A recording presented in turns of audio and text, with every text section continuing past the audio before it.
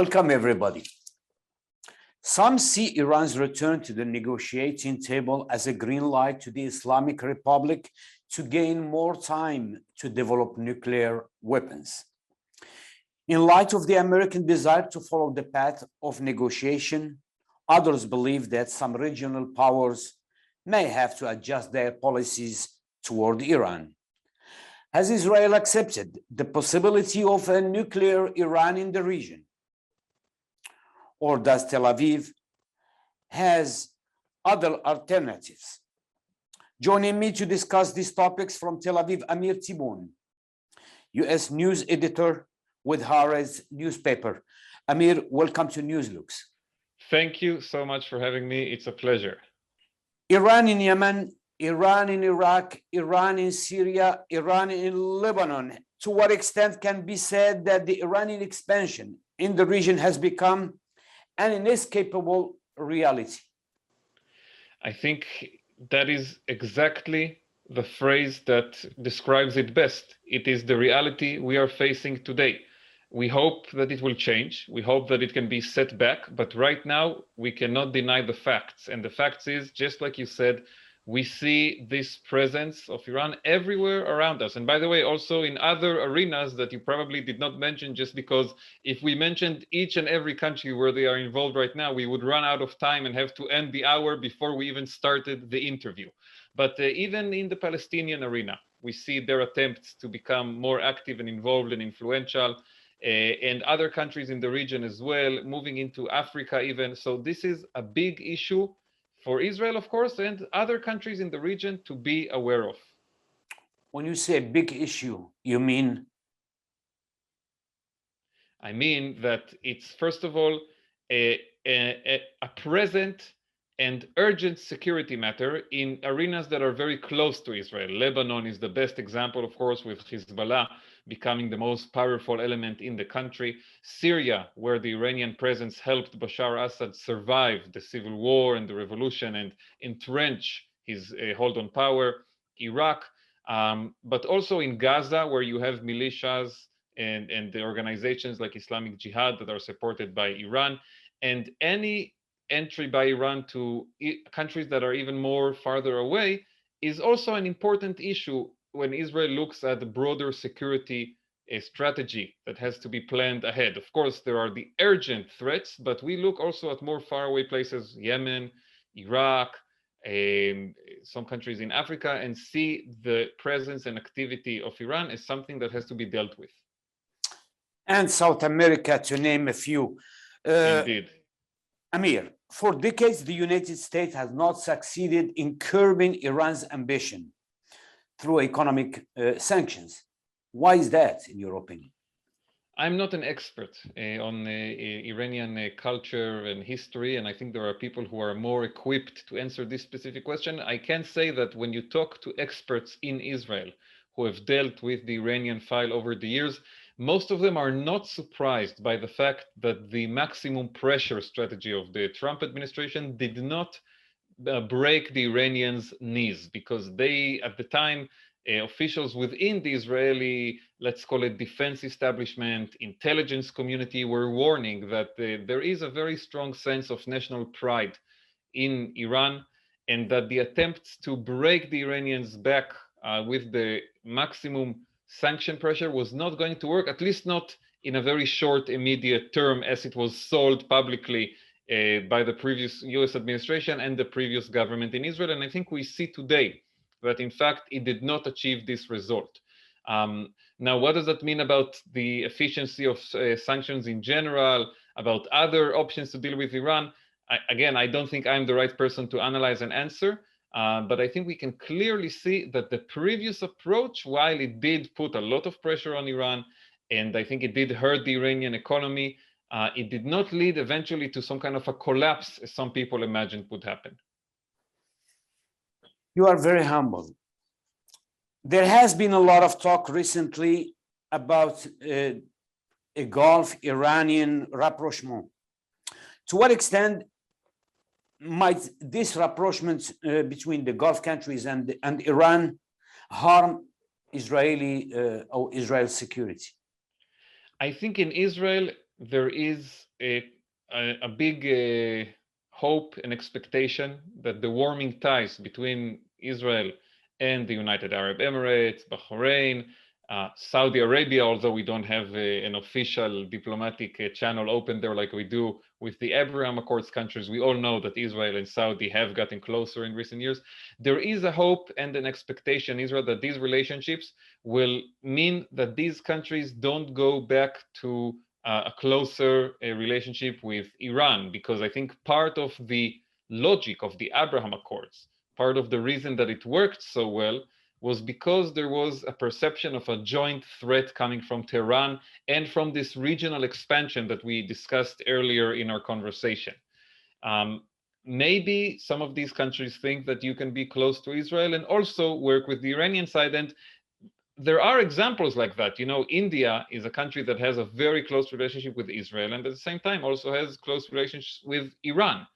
But I think you cannot really compare a world superpower of that magnitude to more regional influential countries such as the Gulf countries. And so there is definitely, I think, a view in Israel that the relationship with these countries is based, at least partly, on this joint perception that Iran is the biggest threat and that these countries getting closer to Iran would be a worrying development. Well, Amir, one might say, since United States is sitting on the table with the Iranians, or at least it's planning to do so, why Gulf countries, they are face to face with Iran. They are the first targets of Iran in case something happened. They may ask a question. If United States is sitting at the table with the Iranians and willing to go for a diplomatic path, why not us? So I want to be very careful here in not giving the impression that Israel is going to lecture its new friends in the Gulf what they should or shouldn't do, because I don't think this is where the relationship stands. And I think there is a valid point, just like I mentioned the example of India, you mentioned the example of the United States and other countries. I don't think Israel can veto to its new friends who they work with and how. I do think, again, that there is a hope, an expectation that this regional alliance would be one that stands up against the regime in Iran and creates a balancing power in the region, you know, this cooperation of Israel and Arab countries against the Iranian expansionism. But of course, this is diplomacy and countries work based on interests, and these countries in the Gulf, obviously they have a clear interest to be close to Israel, but it's also understandable that they might see a need to speak with Iran that they share you know, the Gulf waters with, and they have in the past had very, very strong economic ties as well. And so Israel will have to learn how to navigate through this changing reality. And it's true that when the United States and other world powers are talking to Iran, it's not reasonable to expect smaller countries that are closer to it geographically, as you mentioned, to boycott Tehran. Iranian threat to Israel are a fact that Iran itself does not hide. In many occasions, we've heard threats and the destruction of Israel and so on. So, does Israel have alternatives other than military force? This is if the military alternative has already or has totally been ruled out. So officially, Israel is not ruling out the military option even today. And if you listen to the speeches recently by Prime Minister Bennett and Defense Minister Gantz, they say that all the options are on the table. That does not mean that Israel would necessarily take military action right now, because we are about to have negotiations renewed. And I think the approach in Israel will be to let those negotiations work for a while and see what comes out of it. But Israel has spent billions upon billions of dollars in recent years in building and maintaining a military strike option. Does it mean that Israel wants to use it? I think not, because using it would probably ignite a regional war with far-reaching consequences. But it's pretty clear that Israel is never going to say publicly we are giving up on this military option. It's no longer valid. They want to keep it in the discussion, if only for the impact that it might perhaps have on the diplomatic negotiations, the fact that there is this a option on the table. Other ways of action that have been tried, at least according to media reports, are all kinds of covert operations, and we hear from time to time about things blowing up or crashing down in Iran, in nuclear facilities and in the other infrastructure arenas. Israel is not taking responsibility for this out in the open. The widely shared assumption is that this is Israeli action, but it's very hard to say how much of an impact that has had. At the end of the day, within Israel, within the defense establishment, within the high-ranking intelligence ranks, there is an open debate about what is the most effective strategy toward Iran. Some people say negotiations, even if we don't like the results of what an agreement looks like, is still the best course of action right now, but Israel is preserving other options as well. When you say the military alternative has not totally or has not been ruled out, at least to some extent, do you believe that there is today a politician in Israel that may take this decision regardless of the consequences of Israel's security? We saw the previous Prime Minister Netanyahu, who was in power for 12 consecutive years, talk a lot, but never actually take this kind of action. The Prime Minister we had before him, Ehud Olmert, in 2007, bombed a nuclear reactor in Syria that was about to be launched into operation, and basically create an unprecedented level of threat against Israel. And Olmert, despite the fact that it was only 1 year after the Second Lebanon War between Israel and Hezbollah, took a very difficult decision to go ahead with this strike against the Syrian nuclear reactor, and he did it without the full support of the United States. The Bush administration at the time, George W. Bush, did not give Israel a red light against this strike, but also did not give Israel a green light to go ahead. It was a more complicated situation, and Olmert decided to do it. Netanyahu, in his 12 years in power, talked a lot about Iran and protested against the Iran nuclear deal in 2015, and then supported Trump's decision to withdraw from the nuclear deal, but never actually went for a military strike. Will the current Prime Minister, Naftali Bennett, act differently? It's very hard to say. He's just been in office for 5 months. He's trying to stabilize the country after a long period of political instability, 4 elections in 2 years. This is not a serious country, and Israel needs to be serious in the Middle East neighborhood. So Bennett is first of all trying to make Israel a serious country again. We just passed a budget recently. For the first time in 3 years, Israel has a state budget. It means that there will not be another election in the next 2 years. So this is his #1 goal right now, stabilize the country. The Iranian issue, I think his approach is, let's have the world powers, first of all, try to deal with it in the negotiations, see what comes out of that, but keep the military option also alive, discussed, and on the table. Amir, you mentioned Hezbollah. Where does Hezbollah fall into the Israel security equation? Do you expect that the difficult economic and social situation in Lebanon will lead to a decline of in the role of Hezbollah in that country? So again, I am not an expert on the internal politics of Lebanon, and I cannot give, I think, a valid assessment. What I hear from sources in the Israeli government and in the Israeli military and intelligence community about this question is that they are following it very closely, and they are very concerned about the option that Hezbollah, perhaps if it feels that the ground is shaking under its feet, would try to create some kind of a diversion by initiating conflict with Israel. And of course, they are aware, the sources that I talked to at least, that this would also be a risk for Hezbollah because it could backfire. Israel is still the stronger military power in the region. Hezbollah can cause a lot of hurt and damage to Israel, but the damage that Israel can cause in return to Lebanon is significantly larger. And so for Hezbollah to try to solve its internal political problem by initiating conflict with Israel, maybe it works to their benefit. In the past, unfortunately, it has worked for the benefit of some rulers and powerful people in the Arab world to fight Israel, but maybe it blows up in their face and creates an even more dire situation. But it's something we cannot completely rule out, take it off the table of options.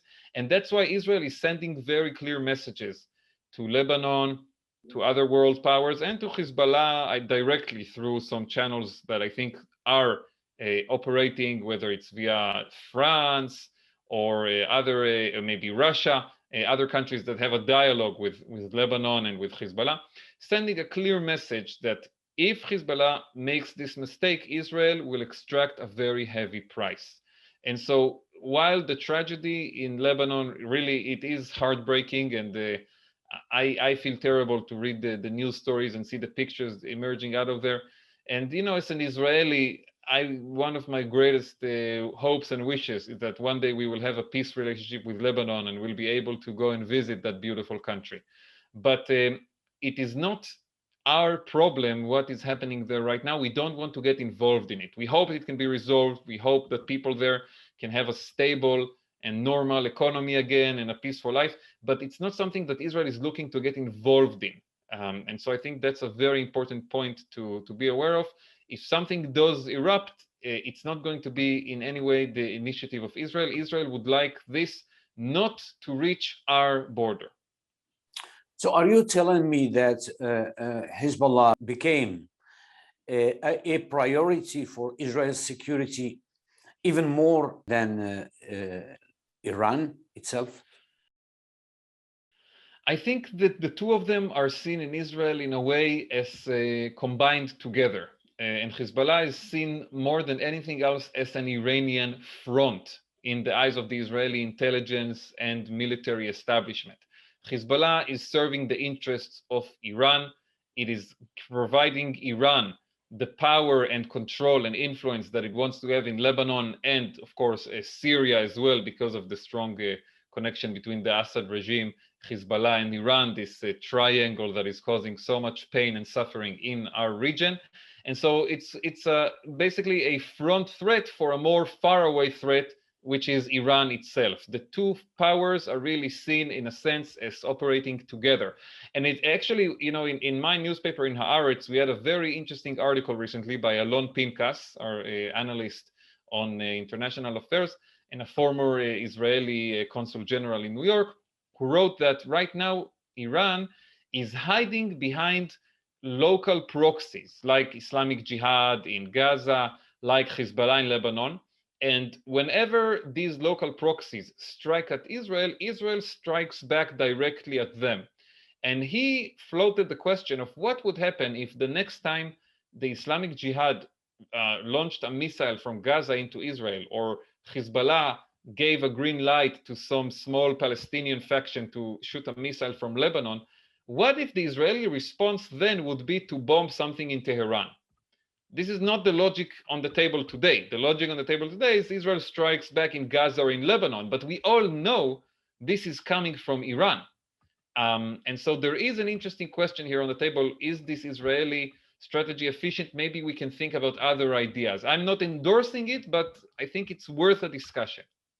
So if I well understand, do you think that Iran is benefiting from the non-resolution of the Israeli-Palestinian conflict? So here we are entering, of course, a territory that is the most, let's say, important discussion in Israel's internal political divide.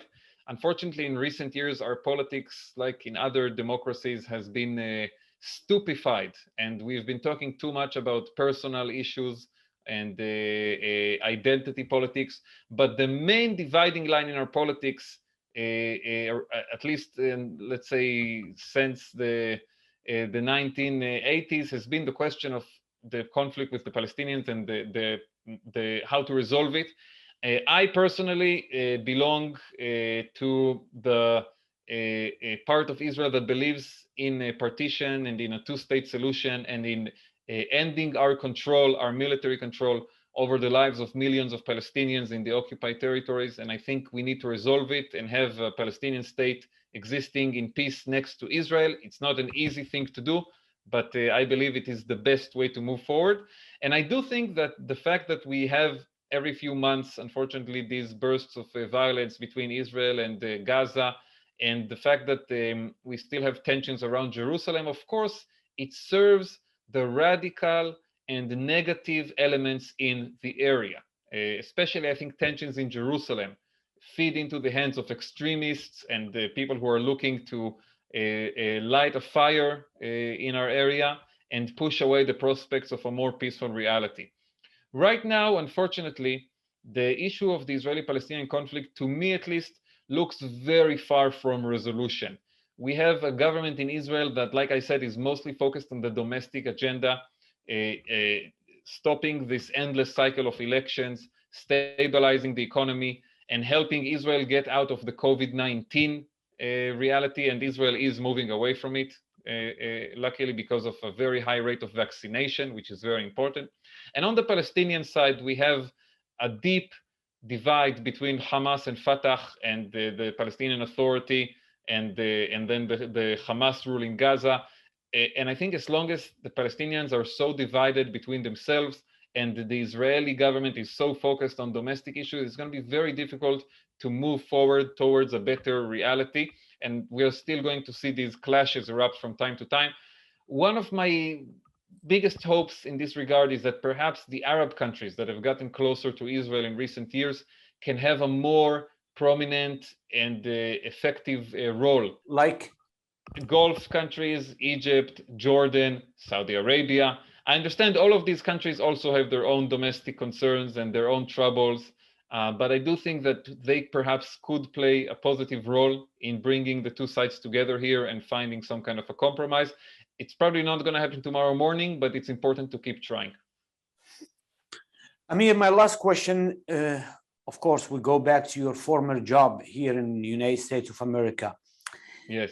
What is your assessment to the relation between the Biden administration and Israel in the light of the positions or the American positions toward the Iranian issue? So I was in Washington for the 4 years of the Trump administration, and I covered the Trump and Israel, which was a very interesting angle to look at, because Trump was very involved in our domestic politics. He was trying constantly to help Netanyahu get reelected, and he failed because Netanyahu kept not winning elections and not being able to seal the deal. And finally, after Trump lost to Biden, Israel went to another election, and this time Netanyahu was ousted from power and replaced. The new government in Israel, led by Bennett and his main partner, the foreign minister Yair Lapid, has so far had a good and productive relationship with the Biden administration. There's not been any significant tensions between the two. There were some good meetings, and I think overall, the Israeli side feels like the Biden is, if you look at other forces that are rising within the Democratic Party, Biden is an old school Democrat on Israel who has a very strong kind of gut support for Israel and the long-standing relationship. He has worked with every Israeli prime minister, I think, since Golda Meir in the 1970s. We saw that when there was this crisis around the Iron Dome in Congress, the administration and the leadership in Congress came through to help resolve it and give Israel what it needed. And Biden gave Israel strong backing during the latest war in Gaza. But it's true that the Iranian issue could create a much more difficult atmosphere between the two sides, because here really there is a very strong difference of opinion. Israel at the time came out strongly against the JCPOA. Biden, I think, wants to return to it. And we actually had a very interesting interview last week in the weekly Haaretz podcast with one of Israel's top Iran experts, somebody who led the Iran branch of our research in the defense intelligence, Dani Citrinovich. And he basically said Biden is going to return to the old deal from 2015, and Israel has very little to do about it. The impact we can have on this negotiation is very limited, because we have to remember it's not only America, it's also China and Russia that are sitting in the room. This is one of the most complicated negotiations today in the world. And I think this issue could create a more discord, but still, I think there is a strong will on both sides, in Jerusalem and in Washington, to keep a good working relationship and not to allow these disagreements to become into a full-blown diplomatic explosion like we saw during the Netanyahu-Obama years. Amir, there is much more questions to be asked, and there is a lot of things to be discussed with you. It was a pleasure to have you. Thank you, Amir, for the time you gave us, and I hope to host you again soon. I also thank you for watching this episode, and please don't forget to click the like button and subscribe to our channel so you can receive our other videos and all of our news. Thank you very much, and see you next week.